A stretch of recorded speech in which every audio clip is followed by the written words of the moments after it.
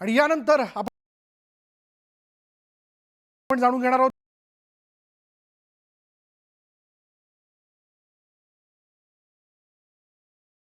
तुम्ही कराड शरण आलेत त्यांना अटक करायला हवी होती असं सुप्रिया सुळेंनी म्हटलंय। तो इतके दिवस कुठे होता, पोलिसांना तो का सापडत नव्हता, पोलिसांवर दबाव कोण टाकत होता,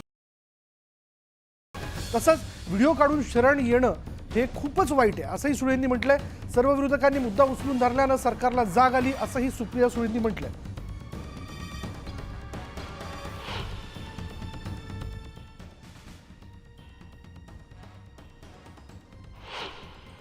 शरण वगैरे हा शब्द योग्य वाटत नाही।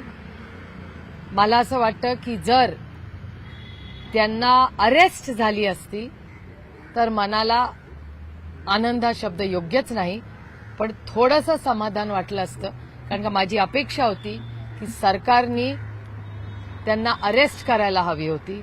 शरण काय म्हणताय, याच्यात कसलं शरण? एका माणसाचा खून झालेला आहे, ज्या पद्धतीने झालेला आहे, आणि तुमच्याच सगळ्या चॅनलवर त्यांच्या कुटुंबाचे जे अश्रू, त्यांच्या लेकीचे अश्रू हे आयुष्यात कोणीच विसरणार नाही।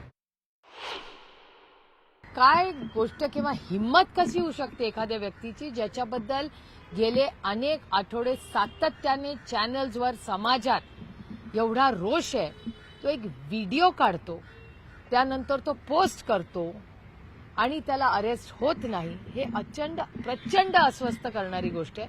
आणि दुःख ही गोष्टीचं होतं, याचं कारण असं की त्या कुटुंबाबद्दल, त्याला न्यायाबद्दल कोणी बोलणार आहे का नाही। तर या संदर्भातल्या इतरही घडामोडी अशा आहेत बघा की सुप्रिया सुळेंनी तर आपलं मत व्यक्त केलं, पण शरण जायचं होतं तर कराड आधी का शरण आलेलं नाही, त्यांना 23 दिवस का लागले असा सवाल खासदार बजरंग सोनवणे यांनी विचारला। आणि त्याचबरोबर राजकीय द्वेषातून कुणीही आरोप करत नाही, राष्ट्रवादीचे नेते आणि भाजपचे नेते देखील देशमुखांच्या न्यायाची मागणी करतायत असं म्हणत सोनवणेंनी कराडांचे आरोप फेटाळले। आणि त्याचबरोबर देशमुखांच्या हत्येच्या प्रकरणात काहीतरी संबंध असल्यामुळेच CID कडून तपास सुरू आहे असंही बजरंग सोनवणे यांनी म्हटलंय।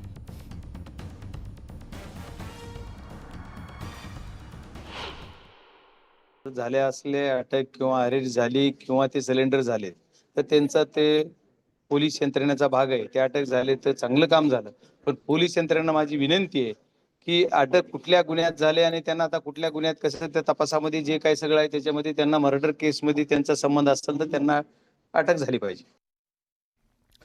तर वाल्मिक कराडला अखेर शरण यावं लागलं आणि तर यानंतर घडामोडी देखील वेगवान पद्धतीने घडतात। त्या सगळ्या घडामोडी ज्या आहेत त्या आपण बघणार आहोत पुढल्याही बुलेटिनमध्ये, त्याबद्दलचे अपडेट आपण जाणून घेणार आहोत। न्यूज 18 लोकमतने सगळ्यात पहिल्यांदा न्यूज 18 लोकमतने म्हटलं होतं, तशी बातमी आपल्यापर्यंत पोहोचवली होती की येत्या 24 तासात वाल्मिक कराड हा शरण येणार।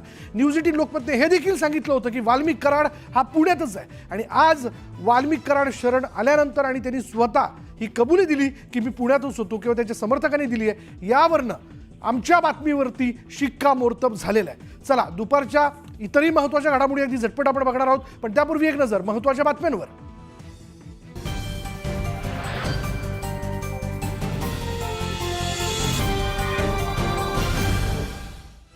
महत्त्वाच्या बातम्या प्रायोजक घरकुल मसाले, स्वाद आणि मायेचा खमंग मेळ। अखेर वाल्मिक कराड CID समोर शरण, 20 दिवसांपासून वाल्मिक कराड होता फरार।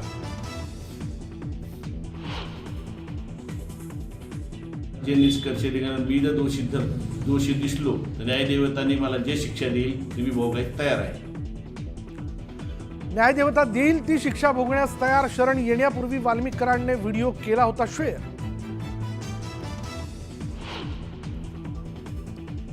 CIDला शरण येण्यापूर्वी वाल्मिक कराड अक्कलकोटला देवदर्शनासाठी गेला होता। कराड समर्थकांची न्यूज 18 लोकमतला एक्सक्लुझिव्ह माहिती। वाल्मिक कराड शरण आले, मग CID काय करताय? संतोष देशमुखांच्या मुलीचा सवाल, आरोपींना कठोर शिक्षा देण्याचीही केली मागणी।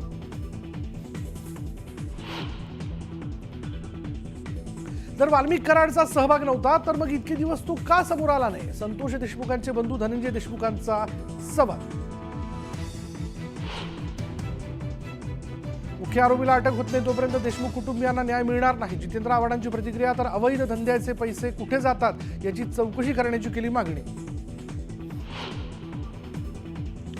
संतोषी देशमुख हत्या प्रकरणातील एकही आरोपी सुटता कामा नये, सर्व आरोपींची अंडर ट्रायल घेत मुक्काअंतर्गत कारवाई करा, मनोज जरांगेंची मागणी.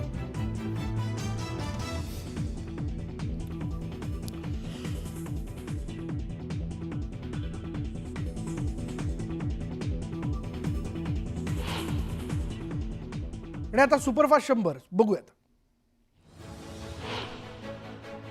फरार आरोपी वाल्मिक कराड पुण्यात सीआयडीला शरण आलाय. वाल्मिक कराडने स्वतः शरण येत असल्याचं जाहीर केलं. राजकीय हेतूने माझ्यावर आरोप होत आहेत. देशमुख हत्या प्रकरणाशी माझा संबंध नाही. दोषी आढळल्यास मी शिक्षा भोगायला तयार आहे, असं वाल्मिक कराड यांनी म्हटलं. आत्मसमर्पणानंतर वाल्मिक कराडला अटक करणार असल्याची माहिती सीआयडी अधिकाऱ्यांनी दिली. सरपंच देशमुख हत्या प्रकरणात वाल्मिक कराडचा हात असल्याचा पोलिसांना संशय.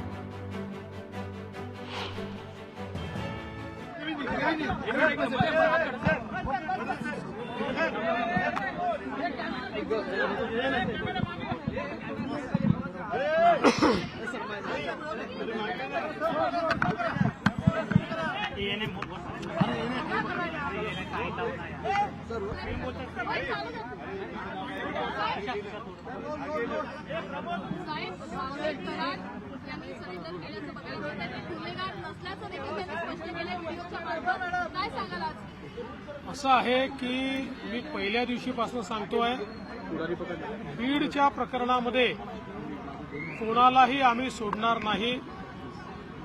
ज्याचा ज्याचा संबंध आढळेल, ज्या ज्या प्रकरणात आढळेल त्या प्रत्येकावर या ठिकाणी कारवाई करण्यात येईल. अतिशय कडक कारवाई करण्यात येईल. गुंडांचं राज्य आम्ही चालू देणार नाही. कोणालाही या ठिकाणी अशा प्रकारे हिंसा करता येणार नाही, खंडणी मागता येणार नाही.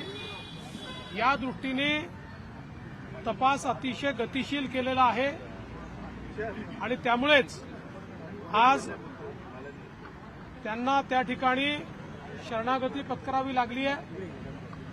आता हत्येतले जे आरोपी फरार आहे त्यांना पकडण्याकरता देखील वेगवेगळ्या टीम्स या पूर्णपणे कामी लागलेल्या आहेत आणि कुठलाही आरोपी आम्ही त्या ठिकाणी सोडणार नाही. सगळ्यांना शोधून काढू.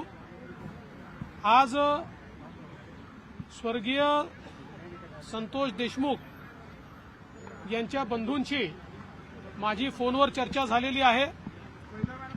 त्यांनाही मी आश्वस्त केलेलं आहे की तुम्ही काळजी करू नका, काय वाटेल ते झालं तरी सगळे दोषी शोधून आणि जोपर्यंत ते फासावर लटकत नाही तोपर्यंतची सगळी कारवाई पोलीस करतील, हा विश्वास मी त्यांना दिला आहे.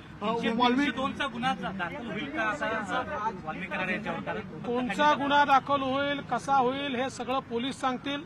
हे पोलिसांचं काम आहे. जे पुरावे आहेत त्याच्या आधारावर कोणाला सोडणार नाही हे मी स्पष्टपणे सांगितलेलं आहे. त्यामुळे या संदर्भात वेळोवेळी पोलीस निर्णय करतील, पोलीस ब्रीफिंग करतील. जाणीवपूर्वक